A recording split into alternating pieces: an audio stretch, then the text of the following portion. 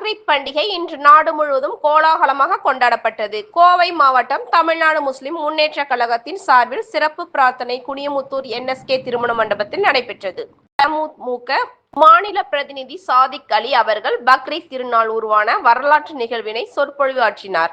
மேலும் இஸ்லாமியர்களின் வழிபாட்டிற்கு தொடர்ந்து கோவையில் இடையூறு ஏற்பட்டு வருவதாகவும் குற்றம் சாட்டினார். இதில் மாநில பொருளாளர் உமர் ஹாஜியார், தமுமுக மாநில செயலாளர் சாகுல் ஹமீது, மாவட்ட தலைவர் சர்புதீன், மாவட்ட செயலாளர் முஜிபுர் ரஹ்மான், மாவட்ட பொருளாளர் சிராஜுதீன், மாநில செயற்குழு உறுப்பினர்கள் அகமது கபீர், ரெக்ஸ் ரபீக், துணைத் தலைவர் TMC அப்பாஸ், துணை செயலாளர்கள் நூருதீன், அசாருதீன் மற்றும் பலர் கலந்து கொண்டு அனைவருக்கும் வாழ்த்துக்களை தெரிவித்துக் கொண்டனர்.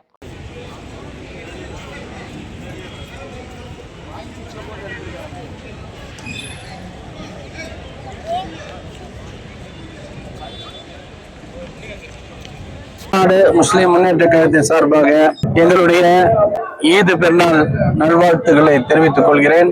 அதோடு இன்றைய தினத்தை பொறுத்தவரையில இதில் அல்ஹா என்று சொல்லக்கூடிய பெருநாள் முஸ்லிம்கள் உலகம் முழுவதும் இன்றைக்கு கொண்டாடி கொண்டிருக்கிறோம். இந்த நாளை பொறுத்தவரையில இது ஒரு தியாக திருநாள். 5000 ஆண்டுகளுக்கு முன்பு நடைபெற்ற ஒரு வரலாற்று சம்பவத்தை நினைவு கூறும் வண்ணமாக இந்த பெருநாள் தொழுகை இன்றைக்கு இங்கே நடைபெற்றிருக்கிறது.